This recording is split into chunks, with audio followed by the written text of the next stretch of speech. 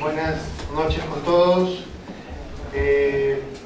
Antes que nada agradecer al Colegio de Ingenieros y al IGS Perú por la invitación en venir a compartir un poco de información con ustedes respecto del diseño por especificación con geotextiles.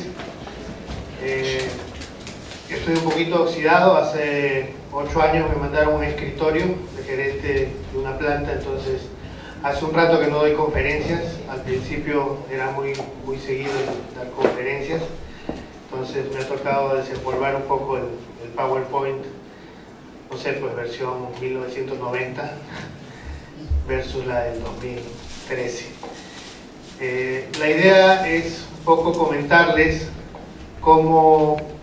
qué es el diseño por especificación con geotextiles y cuál es la correlación que tiene la norma M288 de AASHTO de los Estados Unidos contra la del Ministerio de Transportes, que es la EGE 2013, es decir, especificaciones generales en vías versión 2013. Vamos a ver que son bastante parecidas. Antes de entrar en detalle, pues una pequeña publicidad respecto de un evento que está organizando el IGS Perú para marzo del próximo año. Entre el 4 y el 6 va a haber un congreso muy importante del Instituto de Geosintéticos del Perú. Va a ser acá en Lima, tallas y conferencista de la talla de Kerner, Somberg. Por nuestro lado, por el lado de Perú, va a estar Alfredo Mansen, entre otros, con una serie de temas que van desde aplicaciones en infraestructura y en vías hasta aplicaciones en el sector minero, en el sector predial, etcétera, que seguramente va a ser muy interesante para ustedes que asistan a este evento en marzo, como les digo, del próximo año. Ya hay muchos ingenieros del sector consultoría peruana que han presentado papers y ponencias que están en proceso de revisión de las diferentes consultoras que existen en el país. Cualquier información, pues a través de la página web de geosperú.com para enterarse más de este tema, cómo pueden asistir. Bueno, ya entrando de lleno, voy a quitar esto porque la verdad es muy incómodo estar colgado de ahí. Listo. Por definición, un geotextil es un material textil permeable utilizado en tierra, suelo, roca o cualquier otro material relacionado con la ingeniería civil y que forma parte integral de un proyecto, estructura o sistema realizado por el hombre. Esta es la definición que se le da en la norma STMD 4439 y es la primera que uno tiene que recordar, en donde dice que es permeable. Seguramente la mayoría de ustedes que han tenido contacto con geotextiles no sufrirán la clásica confusión, pero esto yo lo veo casi todos los días cuando alguien me llama y me dice: necesito un geotextil de 1,5 milímetros de espesor, y normalmente ahí están hablando de una geomembrana. Una geomembrana es un plástico y es un elemento impermeable. De lo que vamos a hablar hoy es de un geotextil que por excelencia es un geotextil permeable, tiene huecos. Primero vamos a ir por la parte, muy rápidamente, por la parte de cómo es que se fabrican estos elementos para que más o menos entendamos de dónde vienen sus características o sus propiedades mecánicas e hidráulicas. Esto muy rápido. En el mundo el 85% de los fabricantes fabrican en polipropileno, el 12% en poliéster, por ahí quedan un 3% de locos que todavía fabrican en polietileno y en nylon. En realidad la inmensa mayoría fabrica en polipropileno por una sencilla razón: la resina virgen de polipropileno es más barata que la resina virgen de poliéster. Es estrictamente un tema de costos. En términos de geotextiles existen monofilamentos, multifilamentos, fibra corta, cinta plana, hilado corto, cinta plana, multifilamento. Existe una variedad muy amplia de geotextiles. No nos vamos a quedar hoy día explicando los diferentes tipos de geotextiles porque nos tomaría mucho tiempo. La idea es solamente que ustedes mantengan en mente que existen muchos tipos. Independientemente de qué tipo sea, lo que se evalúan son sus propiedades. En el caso del geotextil tejido, que es un geotextil más usado en aplicaciones de refuerzo, se parte de extruir una resina, se convierte a una plancha, a esa plancha se le corta en cintas y literalmente se teje en un telar plano como ese. Trama urdimbre, es un geotextil tejido, tiene apariencia de saco de arroz, para los que conocen los tejidos, es una cinta y otra cinta perpendicular y se va tejiendo. Hasta ahí no significa nada más que una tela. Esto es un geotextil tejido visto bajo el microscopio, en donde fácilmente se puede ver que quedan espacios vacíos muy pequeños. Desde ahí ustedes van sacando sus cuentas de que el geotextil tejido tiene propiedades hidráulicas muy bajas, porque tiene poco espacio por el que puede atravesar el agua. Son telares planos, mientras que en el caso del geotextil no tejido, que tiene pinta de alfombra, lo primero que hago es extruir y sacar una fibra como si fuera un pelo. A partir de esa extrusión y de ese pelo, fabrico un geotextil no tejido, preparando la fibra, haciendo una formación de velo, una consolidación y un tratamiento posterior.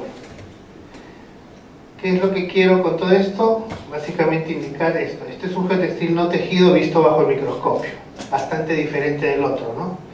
Acá lo que tiene es una alta porosidad, las fibras totalmente desordenadas, por eso le llaman no tejido, y mucho hueco, por donde atraviesa el agua. Entonces, desde esa lista uno puede darse cuenta muy rápidamente que los no tejidos tienen altas propiedades hidráulicas, y desde ahí vamos definiendo las aplicaciones. El tejido sirve para separar, reforzar, estabilizar. El no tejido sirve para filtrar y drenar.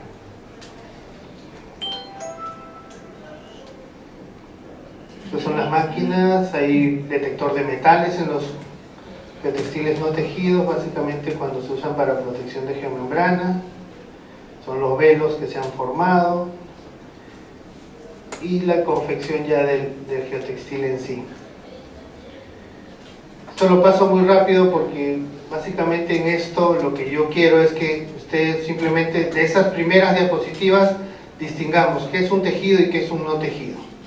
El tejido es un elemento trama o timbre, altas resistencias mecánicas, bajas propiedades hidráulicas. El no tejido es un geotextil que elonga mucho, porque tiene mucha porosidad, va a elongar mucho y permite el paso del agua en grandes cantidades, pero filtrándola. Entonces, de ahí pasamos a los valores, qué tipos de valores existen cuando uno ensaya un geotextil. Un geotextil, como ustedes han visto en las primeras diapositivas, es una tela. En un caso es una tela que parece un saco de arroz, y en el otro caso es una tela que parece una alfombra, una tapiza. Hasta ahí son exactamente eso, una tela. ¿Cuándo se convierten en un elemento de ingeniería? Cuando uno evalúa sus propiedades mecánicas e hidráulicas. Si uno no evalúa las propiedades mecánicas e hidráulicas, no podemos decir que eso sirve en un sistema de drenaje, en una vía, no podemos decir que sirve como separador en la subrasante de una carretera, porque no he evaluado todavía sus propiedades. Entonces, el geotextil deja de ser una tela a partir de que evalúo sus propiedades, ¿ok? Pero la manera de evaluar también es importante. ¿Cómo lo evalúo? ¿Qué data voy a tener en cuenta cuando hago esta cálculo estadística de los valores? Entonces, yo solía hacerme esta pregunta: para un producto, ¿qué prefiere y por qué? Entonces, se me ocurrió un día hacer esta diapositiva. Cuando la señora lo manda a comprar uno leche, ¿qué es lo que compra? ¿Compra la alternativa 1 o compra la alternativa 2? Es decir, compra un producto que ha pasado un control de calidad y que me asegura que no me va a hacer daño, o compro simplemente la leche de porongo, que de repente no me hace daño, pero de repente sí. ¿No es cierto? Entonces, En esta disyuntiva uno siempre tiene que ir por el que sea más sano. Entonces, dentro de geosintéticos y particularmente dentro de geotextiles, existen dos tipos de valores. Cuando ustedes, en los casos en los que han tenido contacto con estos materiales, le dicen a un proveedor: oye, tráeme un geotextil de 200 gramos, y no le dicen nada más. Entonces el tipo, muy avivado de para darte un buen precio, seguramente va a usar los valores típicos. Es decir, que el 200 gramos sea un valor típico o promedio. Y existe otra manera de pedir, que es usando algo que le llaman valores MAR, o valor mínimo promedio por rollo. Entonces, para no confundirlos mucho, primero, esa es la formulita. Valor mínimo promedio por rollo no es otra cosa que la media menos 2 veces la desviación estándar. Pero yo creo que la manera más fácil de explicarlo, para que no quede todo así como subjetivo, es con esta curvita. Para los que llevamos más de una vez estadísticas, levanto la mano yo. Esta es la campana de Gauss. La parte exactamente al centro es el promedio. El promedio estadístico es 50% de ocurrencia, 50% de no ocurrencia. En buen español, de 100 rollos que ustedes reciban en obra, 50 podrían no cumplir. Eso es exactamente cuando uno pide un valor típico, y ese es un riesgo muy alto. Entonces, los señores que investigan estas cosas desde hace más de 30 años, en Estados Unidos dijeron 50% de probabilidad de cumplir una especificación no me sirve. Si en el suelo tengo 95, si en el concreto tengo 90, ¿por qué voy a tener en los geosintéticos 50%? Yo quiero por lo menos 95. Entonces ellos dijeron: ok, entonces vamos a aplicar una desviación estándar, 2 desviaciones estándar. Entonces el promedio menos 2 veces la desviación estándar es el valor mínimo promedio por rollo. En buen español, de cada 100 rollos que yo reciba, por lo menos 97.5 cumplen, porque es 2.5 de un lado de la curva, 2.5 del otro lado de la curva. Nuevamente, yo sí me acuerdo porque lo llevé 2 veces. De repente los que pasaron a la primera no se acuerdan mucho de estadística, pero esa es la manera más feliz y más congruente de solicitar un geosintético, solicitarlo en valores MAR. Y de hecho las normas, que vamos a ver dentro de un ratito, piden que los valores, las propiedades mecánicas e hidráulicas que se exigen de un determinado geosintético sea en valores mínimo promedio por rollo. ¿Por qué? Porque a nadie le sirve que se tenga el 50% de confiabilidad. Se tiene que tener por lo menos el 97%. Y ese 97% nos lo da el valor MAR. MAR por las siglas en inglés. Entonces, ¿por qué es importante el valor MAR? Porque establece parámetros de diseño, porque determina los valores para control y evaluación de geosintéticos en obra, porque permite un parámetro de comparación para elegir el geosintético, y sobre todo porque a uno le da la confiabilidad de que lo que uno diseñó, que debe de ser de 700 newtons de resistencia a la tensión, se coloque uno de 700 newtons de resistencia a la tensión en la obra. Y por eso se debe de exigir valores MAR. Si yo me retrotraigo en el tiempo, yo empecé en este trabajo en Perú en el 97. En el 97 esto era una discusión de todos los días. No que típico, no que MAR, no que poliéster, no que polipropileno. El Ministerio de Transportes hizo muy buen trabajo haciendo suya la norma del Ministerio de la AASHTO M288 y agregándola a las especificaciones generales de vías, y se ha ido manteniendo en las diferentes revisiones que ha sufrido la EG. Y hoy en día es muy común ya que la gente pida MARs. Si hoy día lo pongo nuevamente en el tema de hoy, es por refrescar un poco la memoria para los que ya lo vieron, y bueno, contarles para los que nunca antes lo vieron, y sobre todo porque ese es el tipo de valor que aparece en las normas. De ahí para adelante, pues uno tiene que hacer un control de calidad en fábrica, que es lo que nosotros hacemos en la planta que tenemos acá en ATE. se hacen unos muestreos, dependiendo del tamaño del lote se va muestreando un número de rollos y se hacen los diferentes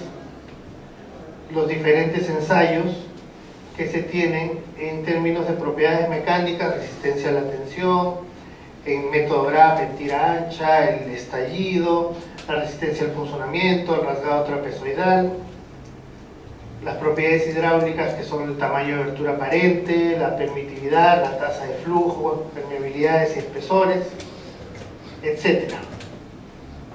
Algunos ensayos son más frecuentes que otros.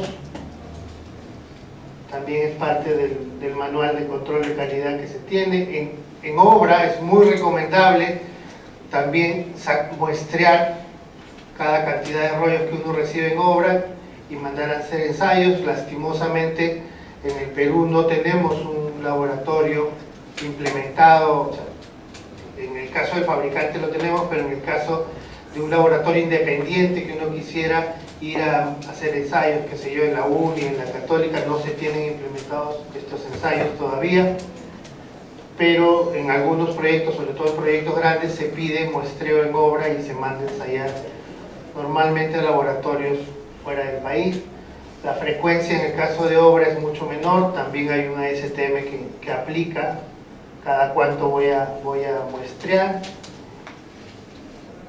Y bueno, hay otra parte de aseguramiento en el proceso del diseño, asegurar la calidad en el proceso de diseño, es decir, cuando se está conceptuando en qué voy a utilizar el geotextil y cómo, hay que tener la conceptuación del proyecto, determinar cuál es la función principal que cumple ese geosintético en ese proyecto, cuáles son las secundarias, es decir, puede cumplir de filtrar y drenar, a la vez puede separar, etc. La evaluación y determinación de estas propiedades, y una serie de detalles que hay que colocar en el expediente técnico cuando uno hace o utiliza este tipo de elementos. No solamente decir, debe tener estas propiedades, también debemos de decir cómo lo vamos a transportar, cómo se deben almacenar. Esas son cosas que deben de ir en un expediente técnico que lleve geosintético. No basta con solamente colocar, estas son las propiedades mecánicas y estas las hidráulicas, nos vemos. El contratista se encuentra con el material ahí y no sabe cuáles son los traslapes, cada cuánto tiene que traslapar, etc. Entonces, todo eso tiene que ser parte del expediente, si va a ir traslapes o costuras, etc. Entonces, dentro de las diferentes metodologías de diseño existen estas tres: por experiencia, por especificación y por función. La que vamos a tocar hoy es la de especificación, pero igual les cuento en qué consisten las tres. El diseño por experiencia está basada en experiencia personal o de obras, es muy poco precisa, no se especifica ciegas. ¿En qué consiste? Es muy fácil, dice, mira, yo en la obra que tenía en la selva, en el sistema de drenaje le coloqué un geotextil de 200 grados. Ahora acá en Lima vamos a colocarle igual porque un sistema de drenaje. Grueso error. Porque primero, el filtro está en contacto con un suelo. El suelo de la selva no es igual que el suelo de la costa. El número de finos que pasa la malla número 200 es significativamente diferente en un caso y en otro. Entonces, si yo simplemente digo, voy a colocarle el mismo geotextil porque así me pasó, está corriendo todo el riesgo del mundo de que ese geotextil se colmate, porque no estoy haciendo una evaluación. Entonces, desconoce y no favorece el desarrollo tecnológico, no se recomienda, es peligroso. La otra manera de diseñar es por especificación, en donde ya alguien hizo la tarea, existen normas y esas normas distinguen un geotextil para su drenaje, un geotextil para separación, un geotextil para sistemas de control de erosión, etc. Alguien ya hizo todo ese trabajo y lo ha estandarizado. Eso es lo que vamos a ver hoy día. Establecen valores mínimos o máximos de propiedades, reflejan el conocimiento y experiencia documentado para establecer o modificar los valores usados. Un buen ejemplo de esto es el AASHTO M288. Y el otro es el que debería de hacerse de manera más común, pero normalmente no se tiene la data para hacerlo, que es el diseño por función, en donde yo determino una función, calculo valores de funciones específicas, debo conocer los valores de las propiedades de los geotextiles, determino unos factores de seguridad, parciales, globales. Este tipo de diseño necesita el expediente en la parte geotécnica, el expediente en la parte hidráulica, necesita una cantidad de información que muchas veces no se tiene, o muchas veces también se asume. En esto pues existen unos manuales, esa es una foto del manual nuestro, pero digamos todos los fabricantes tienen unos manuales y unas metodologías de diseño, la gran mayoría basados en la Biblia de los geosintéticos, que es el libro de Kerner, que dicho sea de paso va a estar en el congreso del próximo año. Entonces, vamos a entrar a lo que es diseño por especificación, basado en el AASHTO M288. Este AASHTO M288 es un task force, es decir, un grupo de gente se juntó para hacer la norma.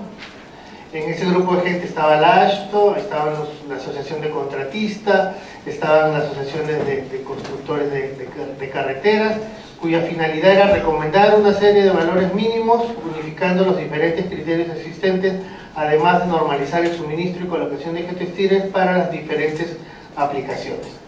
Entonces, desde el año 82, estos señores, junto de la mano con los DOT de cada estado de los Estados Unidos, empezaron a exhumar geotextiles en las diferentes aplicaciones, empezaron a ver cuáles estaban colmatados, cuáles no, qué propiedades tenían los que no se habían colmatado, qué propiedades tenían los que no se habían roto, etcétera, etcétera, para ir estableciendo estadísticamente unos valores mínimos. Y este ha tenido pues diversas revisiones. Hoy en día la que está vigente es la del 2006, revisado en el 2011. Entonces, esta es la primera tabla que aparece en el AASHTO M288, que es exactamente la que aparece en el eje 2013, la tabla 511-01. Esta es la tabla de clases de geotextil. El AASHTO dividió los geotextiles en 3 clases, dependiendo de su exigencia. Era de menor exigencia el clase 3, de intermedia exigencia el clase 2 y el clase 1 el de mayor exigencia. A su vez, cada una de estas clases las dividió en 2, los que tienen elongaciones menores al 50% y los que tienen elongaciones mayores al 50%. ¿Qué quiere decir esto? De arranque les digo, los que tienen menos del 50%, tejidos. Todos los no tejidos, por definición, elongan arriba del 50%. Entonces, como los señores de AASHTO no querían casarse con nadie, ni poner marca, ni poner tipo, los dividieron por la elongación, sin tener que indicar que son tejidos o no tejidos. Entonces, donde ustedes vean que exigen una elongación menor al 50%, ese es un geotextil tejido. Y por eso es que dentro de cada una de esas clases las resistencias son mayores, porque las resistencias mecánicas de los geotextiles tejidos son más altas. De tal manera que en el clase 1, a un tejido le exigen 1400 newtons, mientras que a un no tejido le exigen 900 newtons. ¿Por qué hicieron esta separación?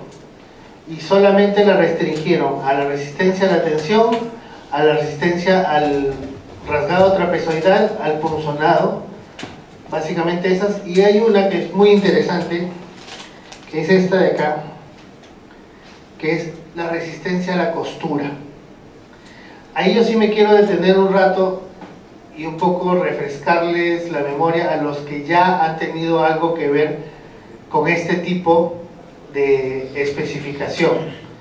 En el Ministerio de Transportes se especifica mucho para sistemas de drenaje geotextil de filtro.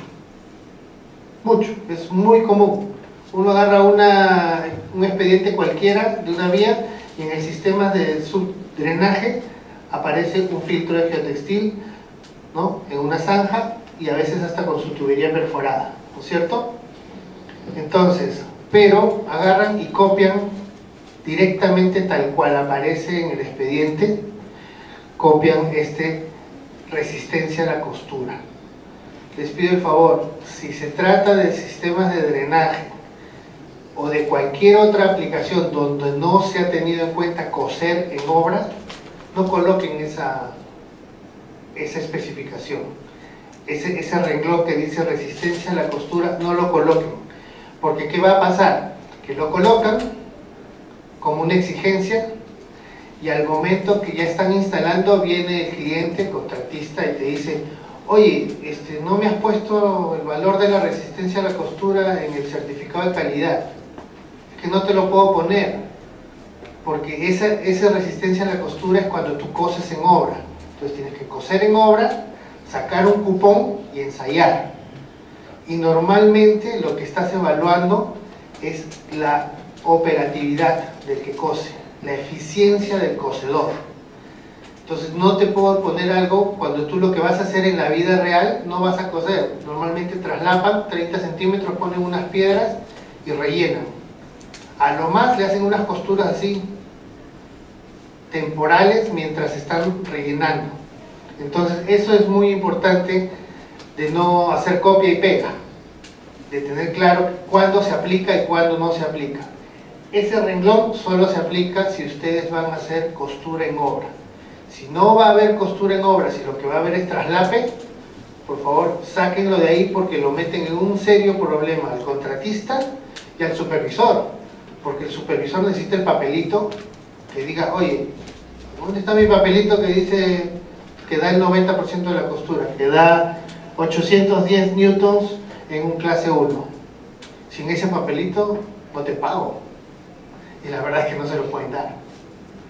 Realmente terminan metiéndose en un problema.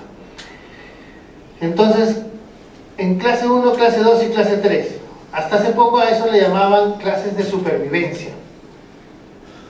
¿Por qué? Porque el geotextil normalmente se coloca bajo este tipo de condiciones. Entonces, el momento más crítico del geotextil es la instalación. ¿Ven esa cantidad de puntas que pretenden atravesar el geotextil? O peor aún, maquinaria pesada caminando encima del geotextil. A esos procesos de instalación es al que tiene que sobrevivir el geotextil, y por eso indican clase 1, clase 2 y clase 3 son clases de supervivencia. Cuando tiran el material encima de una cierta altura, o cuando están haciendo estas zanjas, hacen las zanjas y alguien se mete ahí y empieza a colocar la tela contra las paredes de la zanja. Ahí también se está poniendo a prueba la parte mecánica del geotextil, y por eso en la clase 1, clase 2 y clase 3 solo se evalúa la parte mecánica del geotextil.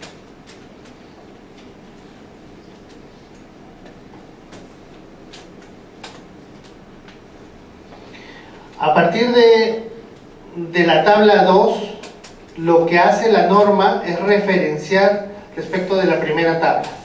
Entonces dice: tabla 2, requerimiento para el geotextil en drenaje subsuperficial. En la parte de clase, dice clase 2 de la tabla 1.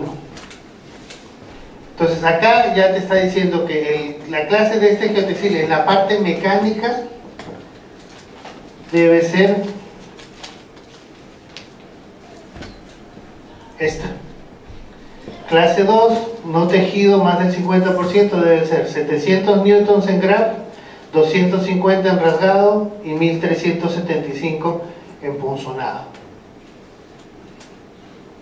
La 2 te retrotrae a la 1 en la parte mecánica. Es decir, esto yo lo que necesito es que sea un clase 2. Y de hecho, ese es el típico geotextil de subdrenaje en los expedientes del Ministerio de Transportes. De los que yo he visto, la gran mayoría, típico 700 newtons de resistencia a la tensión.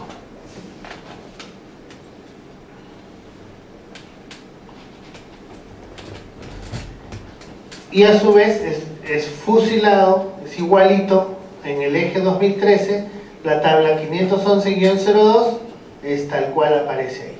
Entonces nos dicen que debe ser un clase 2 y que además debe tener unas ciertas condiciones hidráulicas, que son permitividad y tamaño de abertura aparente. Y la divide dependiendo del tipo de suelo con el que se va a estar en contacto. Dicen, si es menor del 15% de pase del tamiz número 200, si está entre 15 y 50, o si es mayor de 50, las exigencias van cambiando, ¿no es cierto? La permitividad se va reduciendo y el tamaño de abertura aparente, que es el huequito que tiene el geotextil, como si fuera un sedazo, tiene huequitos, debe ir pasando de punto 43 a punto 22. Esta es otra cosa que también hay que tener muy en cuenta. El tamaño de abertura aparente es la única propiedad en geotextiles que no es un valor mínimo, es un valor máximo. Es decir, cuando uno dice el geotextil debe ser de punto 43, ese es un valor máximo. Cualquier cosa que uno entregue debe estar por debajo de punto 43. Como es un hueco, es lógico que sea máximo, ¿no? Porque si dijeran que el punto 43 es mínimo, entonces le hago un geotextil con un hueco de este tamaño y cumple. Tiene lógica. Entonces, en el caso del tamaño de abertura aparente, es la única propiedad en geotextiles que se solicita como valor máximo. Todas las demás son valores mínimos. En la campana de Gauss no está de este lado, sino está del otro lado. ¿Sí? No sé si hasta acá hay preguntas, consultas. La norma también incluye una serie de detalles constructivos respecto de los traslapes entre geotextiles y distancias con la subrasante, etc. En el caso de separación, y esto sí fue un buen cambio respecto de las normas de las versiones M288 anteriores, antes este geotextil por separación mandaba directamente un clase 2. Ahora dice, no, ya no va a ser un clase 2. Va a ser dependiendo ¿de qué? De la presión. Tenemos presiones menores o iguales a 25 kPa, menores o iguales a 50 kPa o mayores de 50 kPa. ¿De quién? Del equipo pesado. Dependiendo de ese tipo de equipo que se esté usando en esa obra y dependiendo del tipo de subrasante que se tenga, si ha sido totalmente limpiada, si ha sido limpiada a medias o si se está colocando tal cual viene, se va eligiendo el clase 2, el clase 3, el clase 1. En algunos casos es inclusive puede ser hasta mayor a un clase 1, que ya queda a criterio del diseñador. Esto es un cambio radical respecto de lo que se tenía antes, porque antes directamente decían clase 2 y un clase 2 era un 700 newtons. En cambio ahora te puedes ir hasta un clase 1, que son 900 newtons en resistencia a la tensión, o inclusive podrías usar un tejido que son 1400. Ya eso queda a criterio del que está haciendo la especificación. Nada de esto está escrito en piedra.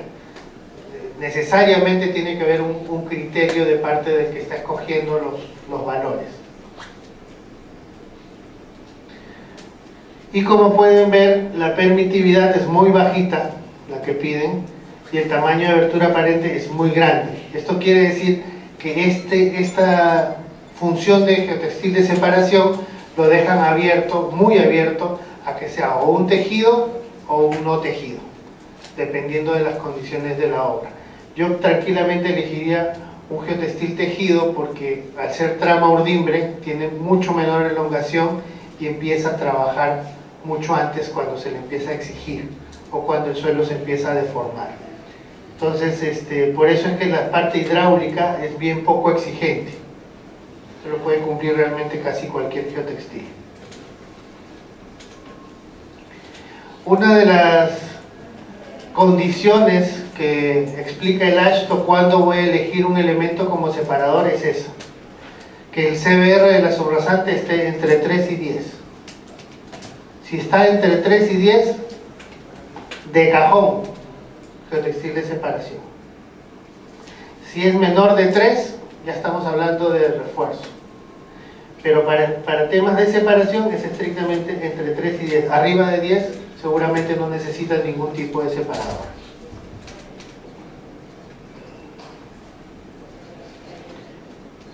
En la tabla 5 ya estamos hablando de los requerimientos del geotextil para estabilización. Piden un clase 1. Por la permitividad y el tamaño de abertura aparente también podemos apreciar de que las exigencias hidráulicas son muy bajitas. Luego entonces podría usar o un tejido o un no tejido, pero clase 1. ¿Qué quiere decir un clase 1 en tejido o no tejido? Estaríamos hablando de 1400 newtons en tejido o 900 newtons en un no tejido.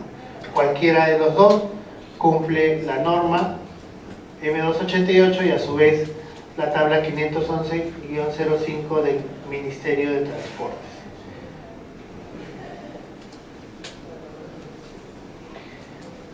Según el AASHTO M288, un geotextil estabiliza si y solo si el CBR de la subrasante está entre 1 y 3. Ese obviamente es criterio del AASHTO. Por ejemplo, Kerner dice que directamente de 3 para abajo debe ser refuerzo. Ellos lo separan, dicen no, son más condescendientes y le dan la chance a la subrasante de que entre 1 y 3 se estabiliza. ¿Qué quiere decir estabilizar? Estabilizar es que el terreno va a mantener unas ciertas condiciones, pero no se alcanza a cuantificar cuánto aporta el geosintético. Cuando uno cuantifica el aporte del geosintético, que puede ser un geotextil tejido o una geomalla, ya estamos hablando de reforzar, que no es el tema de hoy.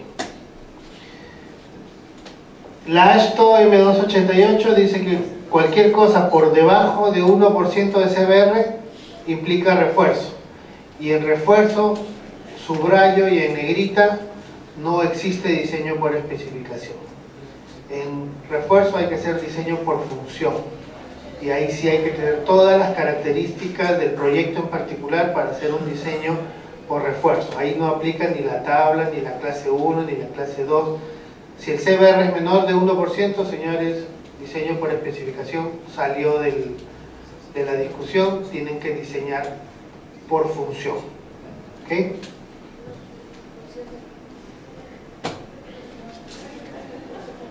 Luego nos presentan otra de estas tablitas muy parecida a la de subdrenaje, en el que hablan del geotextil que se utiliza en control permanente de erosión. ¿A qué geotextil me estoy refiriendo? Dice, esta especificación es aplicable al uso de geotextil entre sistemas armados de absorción de energía. Estamos hablando de enrocados, gaviones, sistemas de bolsacreto, geotubos, todos aquellos elementos que se utilizan para hacer control de erosión necesita un filtro por detrás.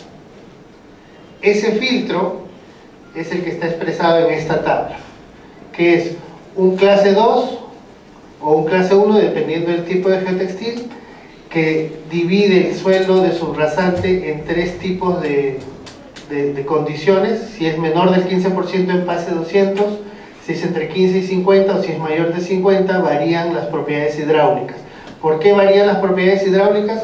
Porque el geotextil está trabajando solamente como filtro, es decir, que permite que el agua pase a través de él sin crear ningún tipo de presión hidrostática, pero retiene a los finos, porque cuando no hay ese elemento, lo que pasa normalmente detrás de un sistema de enrocado o de un sistema de gaviones es que el agua que va a circular de todas maneras empieza a arrastrar finos, empieza a crear cárcavas que eventualmente son tremendos agujeros y que eventualmente hace que colapse el elemento riprap, enrocado, lo que fuera.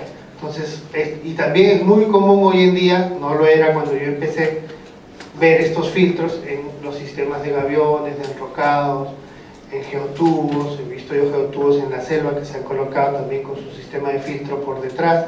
Dependiendo del tipo de estructura que se está colocando encima del filtro, pues las exigencias mecánicas tendrán que ser menores o mayores, ¿no? No es lo mismo colocar, colocar como filtro por debajo de un gavión de 1 metro que colocarlo por debajo de una piedra de, no sé, pues medio metro o 1 metro de diámetro, ¿no? Una roca. Entonces todo eso se tiene que tener en cuenta al momento de hacer las recomendaciones. Una cosa que deben haber visto ustedes que aparece a cada rato es esto de acá, esta línea, que dice estabilidad ultravioleta. Y ahí sí no me voy a cansar de comentarlo, siempre lo comento. Los geosintéticos, todos arrancan con geo, ¿no? Geo que es suelo. La gran mayoría de ellos, incluido el geotextil, trabaja cubierto. Los geosintéticos, excepto algunos especiales como digamos la geomembrana, no están supuestos a quedar al aire, expuestos.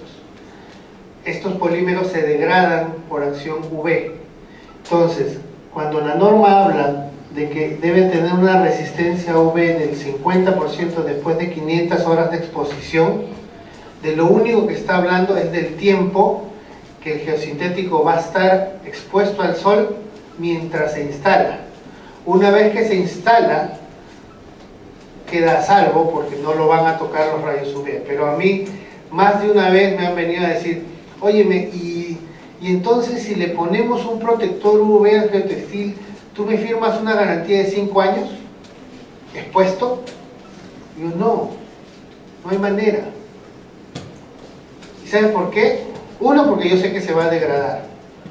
Dos, porque ya tengo casi 18 años en este negocio y no pretendo cambiar de negocio.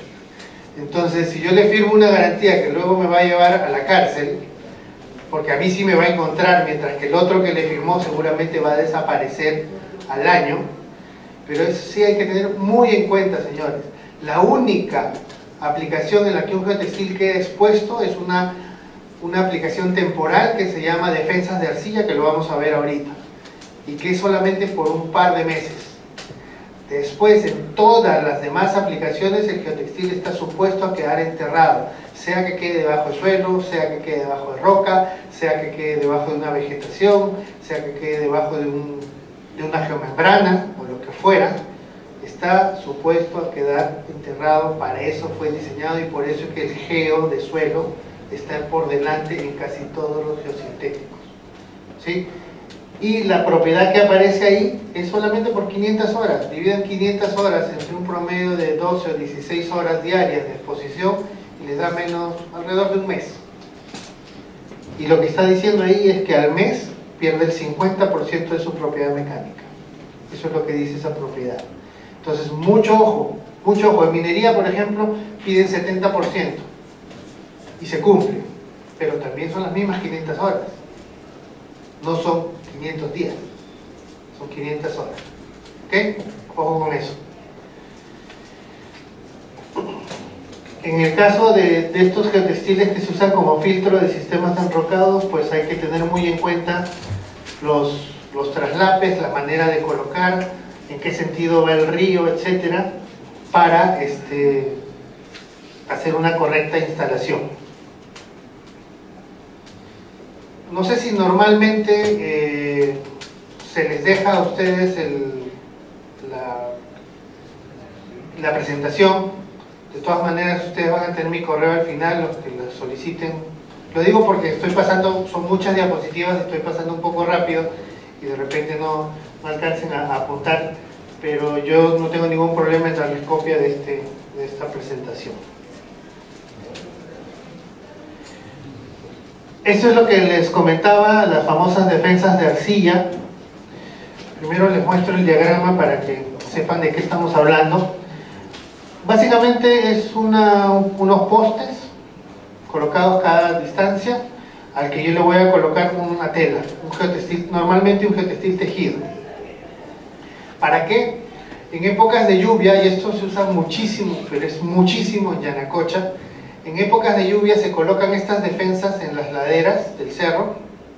Cuando empieza a bajar ese barro, se encuentra con esta defensa, que es más o menos unos 90 centímetros de alto.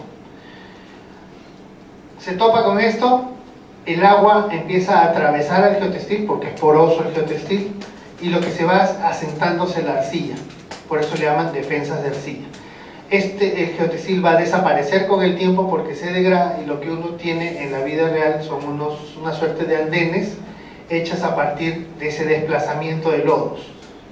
Es muy común, lo tomaron hace muchos años, nosotros se lo sugerimos a Yanacocha, pero es muy común en Estados Unidos al punto de haberlo hecho parte de una norma. Entonces ese es el esquema típico: unos postes, un geotextil atravesando una cerca, y en la parte de la especificación lo que dicen es: si usted va a tener una defensa de arcilla con soporte, las especificaciones son cada 1.2 van los postes, el geotextil debe tener 400 en un sentido y 400 en el otro sentido, newtons de resistencia, y unas condiciones hidráulicas. ¿Qué es un soporte? Una malla de gallinero, algún tipo de soporte por detrás. Si no va a tener soporte y es un geotextil no tejido, también iría a 1.2, y si es un tejido, iría cada 2 metros un poste. Es una especificación, es muy sencilla. En este caso, a diferencia de las otras, piden 70% de resistencia a las 500 horas en lo que es UV. Entonces, esta es la única especificación o la única aplicación donde el geotextil prácticamente queda expuesto por un par de meses. Después, en todas las demás, como ustedes han visto en los diagramas, es enterrado.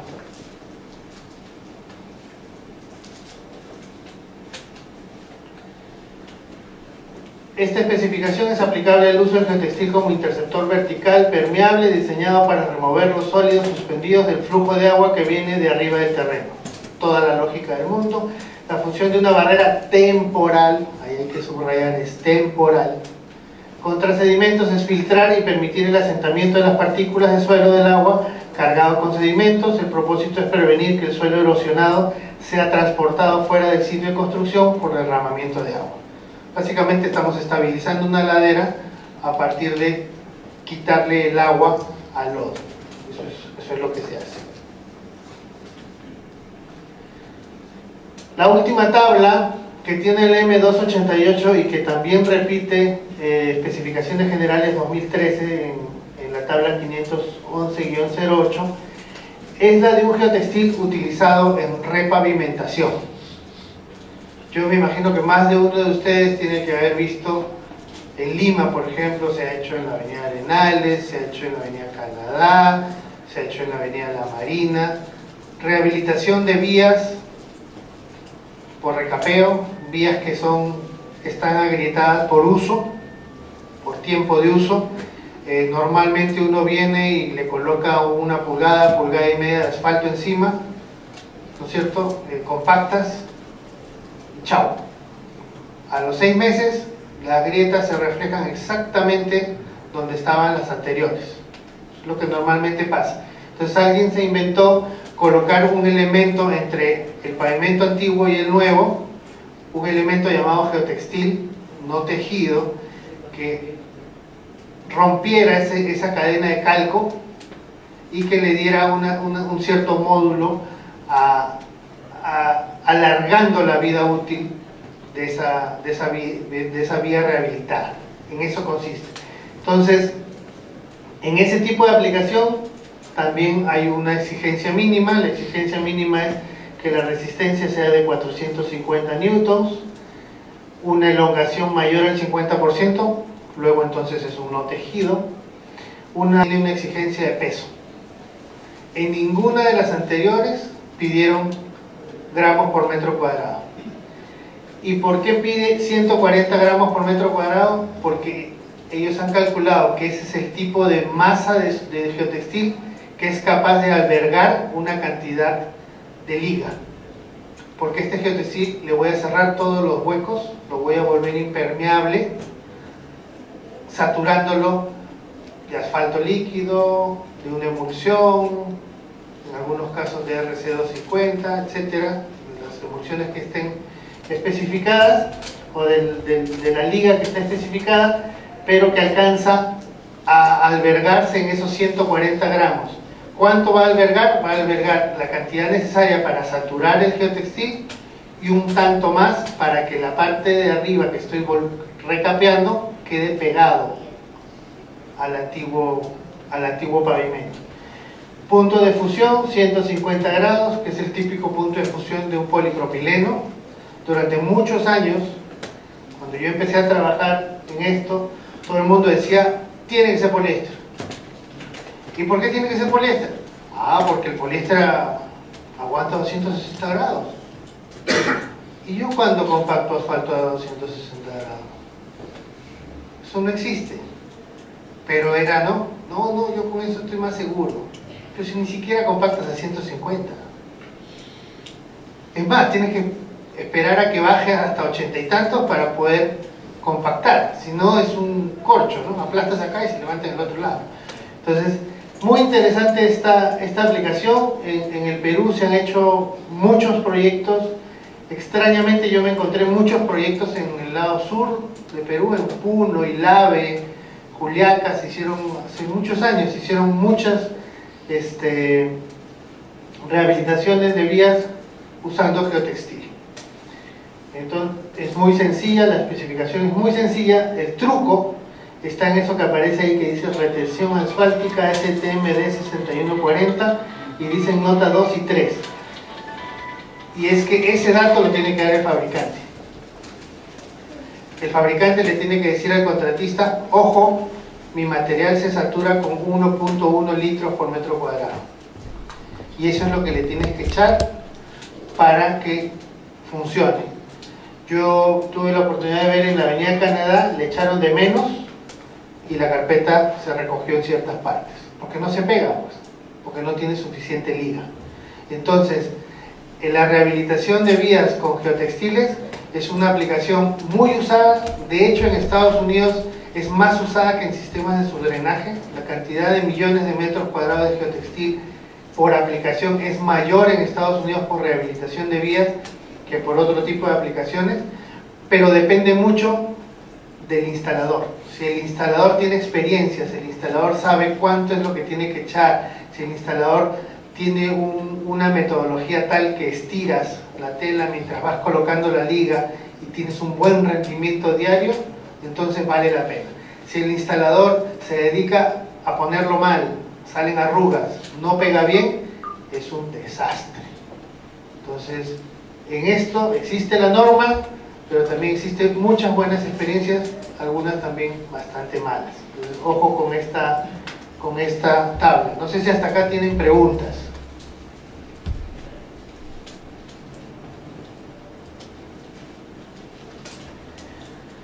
La norma también incluye unas recomendaciones constructivas respecto de los traslapes. Traslape no es otra cosa que colocar una tela encima de la otra. Cuando uno termina un rollo, viene el siguiente traslape. Cuando tengo un rollo de un lado y otro rollo acompañando al costado, traslape. Entonces, acá me dicen, señores, dependiendo del CBR, hay un traslape mínimo. Dicen, si el CBR del suelo es mayor a 3, entre 350, o sea, 3 centímetros y 4,5. Si el CBR es de 1 a 3, 60 centímetros o 1 metro. Si el CBR es de 0.5 a 1, 1 metro o costura. Si es menos de 0.5, costura de cajón. Todos los demás, 1 metro o costura. ¿Por qué decimos 1 metro o costura? Porque imagínense que ustedes tienen una condición tal que la norma les dice tienen que traslapar 1 metro. ¿Cierto? Listo, yo traslapo 1 metro. Pero ¿qué pasa si estamos hablando de un desarrollo de, no sé, 30 kilómetros de carretera? Son 30.000 metros. Por 1 metro son 30.000 metros cuadrados desperdiciados. Entonces ahí lo que uno hace como diseñador es evalúo cuánto me cuestan 30.000 metros cuadrados de este geotextil, cuánto me cuesta un operador con una máquina tomando 5 centímetros de cada lado y cosiendo. Lo que me salga más barato es lo que especificaré, ¿no? Pero ojo, porque yo he visto así proyectos en los que 1 metro así, sin asco. Obviamente para los que fabricamos en geotextil felices, ¿no? Se vende más. Pero la idea es que todos manejemos toda la información para poder tomar mejores decisiones. Eso también es parte de la norma. Y de aquí lo que hice fue, que ya falta muy poco, no se me aburran por favor, fue tomar algunos expedientes técnicos, obviamente sin nombres, y de repente son especificaciones mal hechas, pude haberlo titulado diferente, para que no sea tan ofensivo, ¿no? Eso es mal hecho, suena mal. Pero en realidad lo que yo quería era que ustedes vieran que hay especificaciones que se hacen sin pensar o colocando cosas que no son. Por ejemplo, esta. Dice que se ajusten a la norma ASHTO M288. Resistencia a la tracción 480 newtons. No existe en la norma ASHTO 480 newtons. Lo han fusilado de alguien. Lo han copiado de la especificación de algún fabricante cuya clase 3 es 480. Pero esa no es la norma. Resistencia al funcionado 290 newtons. No existe 290 newtons si uno revisa la norma. Entonces, mi recomendación, ajustense a la norma. Si es que lo van a hacer por norma, ajustense a la norma, van a tener un geotextil más económico y que cumple una determinada especificación. En ningún lado dice que los valores son mínimo por rollo. No lo dice. Entonces, ese tipo de cosas que uno quisiera que se vaya mirando para evitar estos problemas, ¿no? Acá está lo que les decía hace un rato, resistencia a la costura, mayor de 810.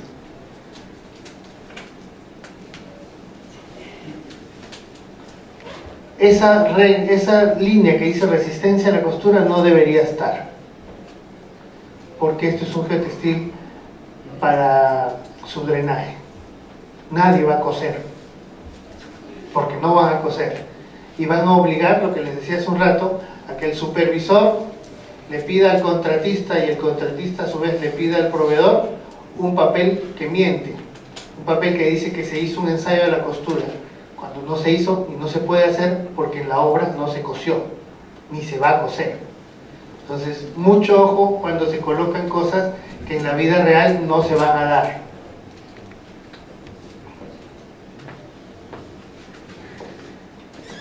Esta es típica cuando uno le deja a la secretaria que ponga que tipee las tablas, ¿no? Tensión a la tracción 8.5 y es 850. O sea, tonterías de repente, dicen, no, pues Néstor realmente está muy delicado, así como ya todo el mundo sabe que es 850, no crean, en documentos que son contractuales, que son proyectos gubernamentales, va a haber alguien que pida 8.5, si está sellado por todos lados y está firmado. Alguien con colegiatura lo firmó y lo hizo oficial. Entonces, ese tipo de cosas, revisarlas y mirar que no tienen sentido. Esta es otra especificación, ¿no? Piden espesores, piden pesos, cosas que la norma no pide. No sé si ustedes se dieron cuenta, en todas las tablas que les mostré del ASHTO y del Ministerio de Transporte, se me pasó reiterarlo, no existe ni espesor ni permeabilidad. En todas pedían una cosa que se llama permitividad. La permitividad es un ensayo que involucra a la permeabilidad y el espesor. Por lo tanto, lo que dijeron los gringos es: ¿para qué yo voy a pedir 2 si puedo pedir 1? Si ahí ya están metidos los otros 2. Pero sin embargo nosotros seguimos pidiendo espesores y especificaciones que no, y el espesor, pero señores, hay tantas cantidades de geotextiles, hay termofundidos, termoligados, ligados químicamente, que los espesores pueden ser muy diferentes. Entonces pida usted la permitividad, que ahí, como dice la norma, que ahí ya está involucrado lo demás. Cuando quieran no sé, expandirse en alguno de los temas en particular, llevar a la práctica algún proyecto que ustedes tengan entre manos y hacer como ejemplo resuelto del libro, en el que nosotros los vamos guiando qué es lo que hay que tener en cuenta para un determinado diseño, pues quedamos a la orden. Por favor, tengan muy en cuenta lo del evento del próximo año, en marzo va a estar muy bueno, aparte que va a venir la crema innata del tema de geosintéticos, todos lados de Europa y de Estados Unidos, y obviamente de Latinoamérica también. No sé si tienen más preguntas, alguna pregunta, sí.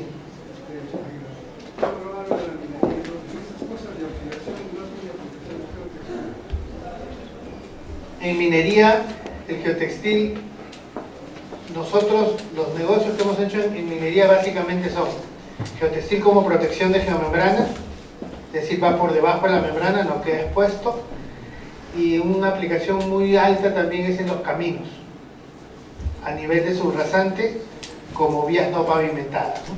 Está hablando de estos caminos que tienen, que son 20 metros de ancho, 6 metros de ancho, para estos camiones de 300 toneladas, pues ahí colocan geotextil como separador y como estabilizador. No, y la de Silfence, que defensas de arcilla, que son la única en la que queda el geosintético expuesto. El caso de la membrana de polietileno que se usa en minería tiene unos aditivos que le permiten quedar expuesto durante mucho tiempo. En represamientos, ¿qué geotextil recomienda ya para geomembrana? Pues dependerá de la altura y de la presión que vaya a recibir y qué tan bien tratado está en donde yo apoyo la geomembrana. En general, cuando el geotextil se usa como protector de membrana, depende de en qué estoy apoyando el geotextil. Si estoy apoyándolo en un sitio que está perfilado y es de arena, entonces será un geotextil muy liviano. Si es un dique o un talud que tiene mucha grava, pues iré subiendo en las propiedades mecánicas hasta encontrar alguna que no corra riesgo de que se atraviese y se punce la geomembrana. Dependerá siempre del tipo de estructura sobre la que estoy trabajando. Ahí sí no hay regla general, lastimosamente. ¿Alguna otra pregunta?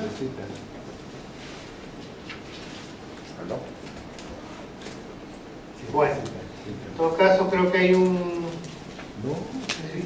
Evelyn, ahí creo un coffee break. Bueno, dejamos el coffee break para el final, entonces pueden pasar a disfrutar de unos bocadillos acá afuera. Les agradezco mucho por el tiempo de